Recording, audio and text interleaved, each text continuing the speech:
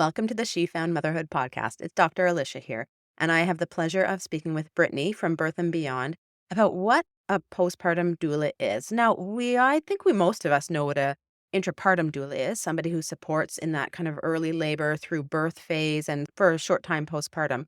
But there's actually some people who specialize in the postpartum period, and Brittany is one of those. And so I'm really excited to talk to her and learn more about the role that she has in supporting our new parents through those first few months of life getting to know their newborns. We'll get to that right after this quick reminder. Welcome to the She Found Motherhood podcast. We are doctors Sarah and Alicia, maternity physicians and moms who have been through it all.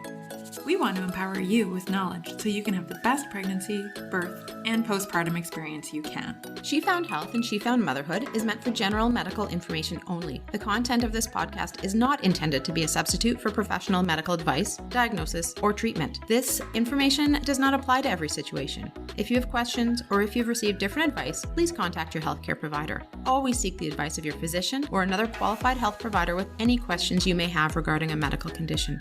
The views expressed by She Found Health and She Found Motherhood and our guests are not representative of any of the institutions with which we are affiliated. Some of our podcast episodes are sponsored so that we can keep getting great info out there to you, our listeners. We only partner with companies that we truly believe in. Some of our links and suggestions may be affiliates, and we would appreciate you using them to help fund this important work. Now let's get to it.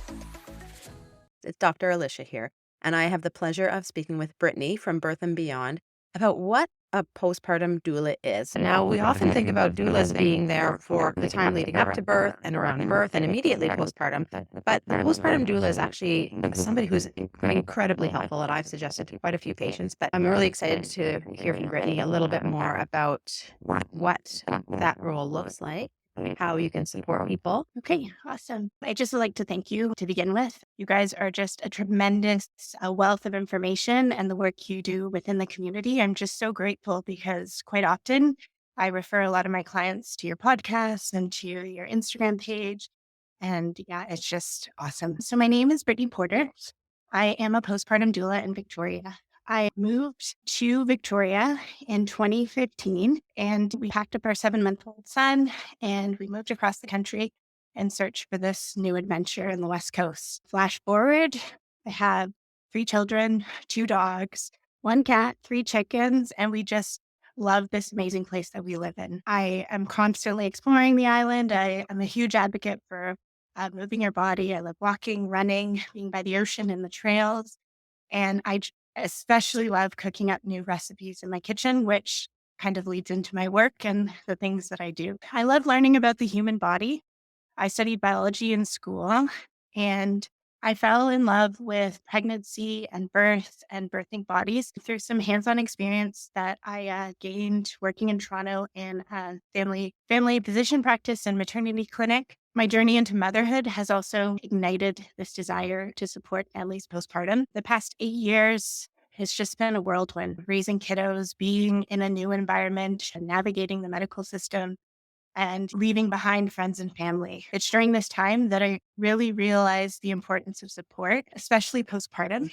I was fortunate to have a postpartum doula with the birth of my son, my first son, and with the birth of my daughter. Her wisdom and just her support was life-changing. I gained confidence. I was able to bond and form a deeper connection with my baby. I had moments to myself to practice self-care in basic forms, having a shower, washing my hair, going outside, having a cup of tea. It was just such a memorable experience, and it really helped kind of shape my path into motherhood. Now that my children are getting older, I want to be the support, and I am the support for other families and helping guide life givers on their journey to postpartum. I also feel postpartum often gets overlooked. We spend so much time planning for pregnancy or birth that sometimes it's an afterthought. And if we get the opportunity to prepare for postpartum like we do birth and have those conversations of what it looks like, it can definitely make the transition a lot easier. Yes, it so can. We say this all the time. We all spend so much time preparing for birth, which is such an important and transformational time in our lives, for sure. But it's relatively short. Right. Whereas this postpartum, like we think about the fourth trimester, that matrescence is 3 or 4 months until you really get your feet under you and figure out what the heck you're doing. And that's why we have such a huge portion of our prenatal course is that postpartum and newborn care piece, because it's such a huge piece that you're 100% right. We often overlook as a society, and our messaging to postpartum people is you bounce back and it'll come to you, but it doesn't always, right? And it can be a really challenging time for people. So thank you for saying that. Yeah, No so problem. important. I'll just say too, especially too, sometimes with all that preparation, like even if we do have, I remember taking somewhat of a postpartum course, and I did find that a lot of the efforts were focused on how to take care of the baby and not necessarily how to take care of myself. And as a postpartum doula, that's what I really focus on, how birthers can meet their own needs, because it's so important, because if their needs are met, then they then can take care of their baby. Yeah, for sure. And I find it interesting the field that you're in because again, when we think doula, we often think people supporting around that labor and birth process. Now, do you do that or do you focus exclusively on that postpartum piece? So I am trained in both, but with my past experiences and just the nature of my family, I've just really decided to focus on postpartum. There's just a tremendous need. And I think just the work that I do, I'm really trying to change that narrative in terms of prioritizing the birther, just by providing support in a way that I meet their needs and so that they feel empowered and are able to ease into this transition. I also like to bring awareness to the fact that postpartum really should be rooted in community. And I think society has definitely, we feel this pressure as mothers to take it on all by ourselves. And we really just meet these demands of this baby. And it's really hard to ask for help, but it should be rooted in community. So that's why I really like to stress to my clients the importance of that. And in cultures all across the world, community and family really come together to support these birthers in such a vulnerable time. And it's not just these babies that are viewed as these like fragile, vulnerable entities, but also mothers and community rallies to limit life stressors, responsibility, and they are held close and given that 40 days where they are fed, they're allowed to rest and navigate their new identities. It's awesome.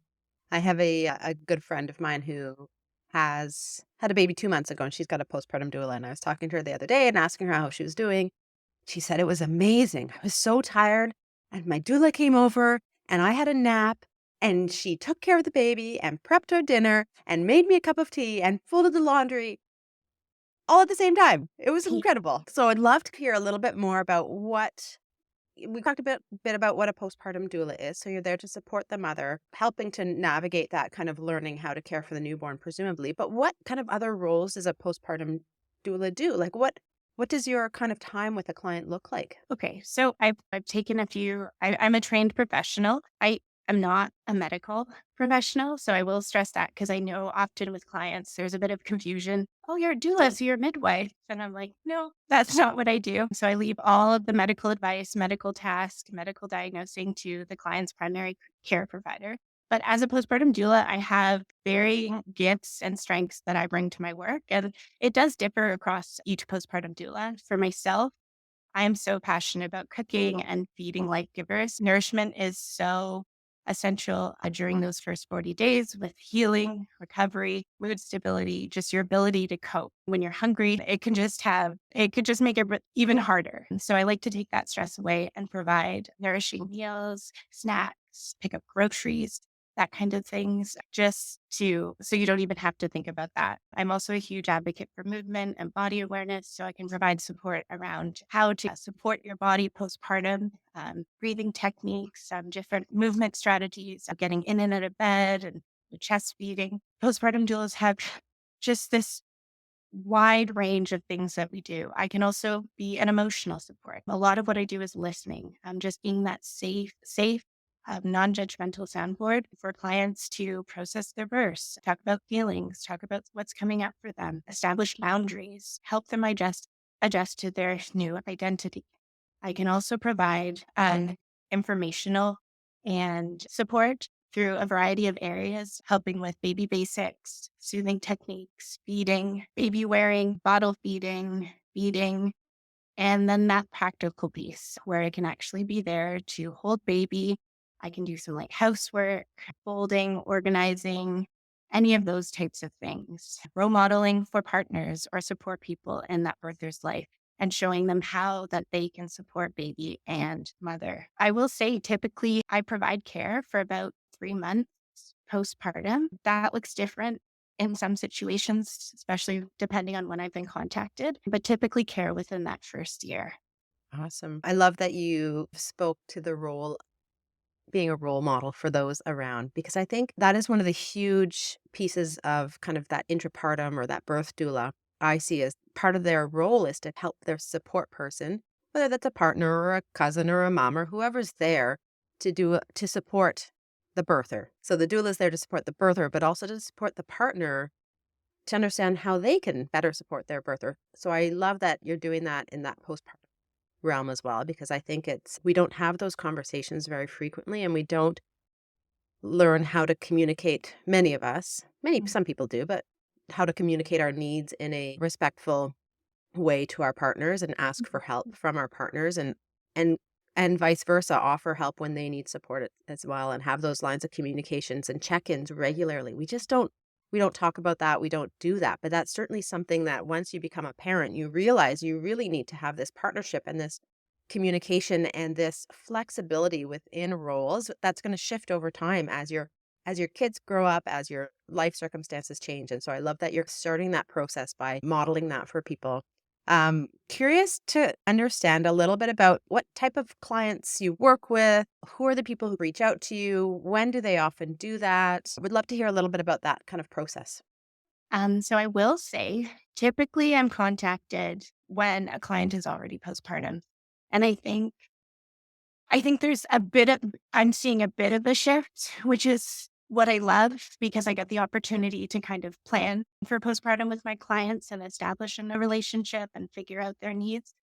But a lot of the time it is when they are in need. Usually it's like days or weeks after baby is born and reality setting in and they feel overwhelmed and just need support. I've worked with clients in the past who are on their own, helped clients when their partner is returning back to work, or maybe their partner is away for an extended period of time. Clients in recovery, individuals struggling with mental health prior to baby and are just worried about their ability to cope and just want that extra support, as well as individuals now struggling with their mental health during their postpartum period. Myself, I am an example, a newcomer, a lack of support, lack of community, and essentially where I step into this role of being that community for that mother. The addition of a new baby. I often see, and this is similar to myself as well, I used a doula for my first baby and my third baby, but did not for my second. And that was a bit of that postpartum period was actually quite challenging for me. And being in a new environment and not having family support and community. So learning from a postpartum period and with a subsequent birth, knowing I have certain needs that need to be met. So kind of learning from those experiences and then contacting a postpartum doula. So then to ensure that they're supported for their next birth. Scheduled C-sections, that's a big one, especially in terms of clients just not knowing how recovery is going to go and just wanting extra support, especially that practical support to be able to have someone come and hold baby or maybe help with housework or tidying and organizing, help with other siblings. With COVID, it definitely limited my ability to be able to provide that practical support. So I kind of had to shift my business in that I started providing a lot of meal support and actually created this business called the Postpartum Pantry. So I can deliver meals and snacks that are tailored to the postpartum body. And I found that's been really helpful. And some clients just want that. They just want to be fed so that they don't have to worry um, about food postpartum. That is That is, incredible. How now I'm 8 years postpartum. Can I still use your services? no, I get that quite often, actually. Wow, that's great. What a way to shift and pivot in COVID, right? Like take your skill sets and actually still be so helpful and supportive of people. That's incredible. Now, I have a question for you. So, I'm imagining most of this for you, for your skill sets and within your life is during the day. Are there any doulas or do you provide that overnight support ever to people? For myself, I it depends on the client. Obviously, if I've been working with a client that's struggling with rest and I see a benefit to potentially providing care overnight, then I will. I do not normally just provide night support, but I know there are other postpartum doulas that do. And if that is the case, I'm happy to connect clients to postpartum doulas that are other postpartum doulas out there that can meet their needs. Yeah, and I imagine that would be incredibly helpful if somebody's partner is, like you said, out of town for Yeah. an extended period of time and they have no kind of other support, just to get that rest because when we rest, we cope better. And we all know that those little babies don't like to sleep for long periods of time, especially at night in those first few weeks. I was just going to say, I will, with my visits, tailor them around morning visits or sometimes even evening visits. I know the nights can be really hard and just that preparation for the night ahead. So a lot of times I can offer 2 to 3 hour visits from 6 to 9 to just give mother or life giver that opportunity to have some quiet time or to rest. So then they're just better able to cope for the night or even after a hard night. I can show up first thing in the morning and take baby, and they can go and rest, have a sleep, and then wake up, shower, eat, and yeah, start their day. Yeah, I know. I remember dreading those nights. But Yeah. knowing that my partner was very supportive, so he would take my baby, like from our baby, Yeah. from 6 to 9 out for a walk. So I knew I could sleep. I had a chunk of time that I could sleep. So you make it through the night, and then when you have that support in the morning, it's such a something to look forward to. There is an end in sight, so to speak. Hey, Sarah, Yes, Alicia. do you ever find that people bring in their birth plans to show you in the office and they're not even hitting the important points? I do. And I think that they don't even consider all the options when really we often don't have any idea of what to expect going into labor. Agreed. So what we did was we put together a free birth plan download, but we also put together a little course about how you can fill it out, talking about what the real purpose of a birth plan should be and how it can really help you have the best birth you can. We've got an area that covers your medical history and your pregnancy, and then we've got a section that helps you walk through and figure out when you might accept certain interventions. Not just yes or no, but at what point and at what stage in your labor and birth experience. We go over some examples through case studies to help you get an idea of what this could look like. And we also think it's really important to use your birth plan as a jumping off point for conversations with your partner and your provider. And we talk a little bit about how you can start doing this with our birth plan course. Absolutely. If you're interested in learning more, head to our website, www.shefoundhealth.com/courses. See you there. So, if people are interested in working with you, what does that look like? And part of that question is from a payment point of view, I'm making assumptions, but I've not heard of doulas being covered under the Medical Services Plan, MSP. What about extended benefits? What does that kind of look like? What are the logistics of that piece?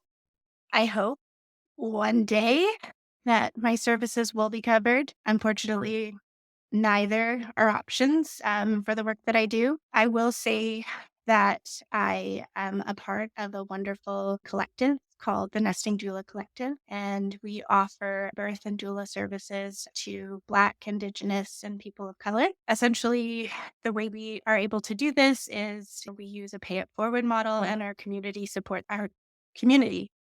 So clients are able to receive these services through a sliding scale, or in some cases, the costs are covered. I'm also a part of the Doulas for Aboriginal Family Grant Program, which is another amazing, wonderful program. And it just takes the costs away for Indigenous communities so that these services are accessible. The standard rate for a postpartum doula is $35 An an hour.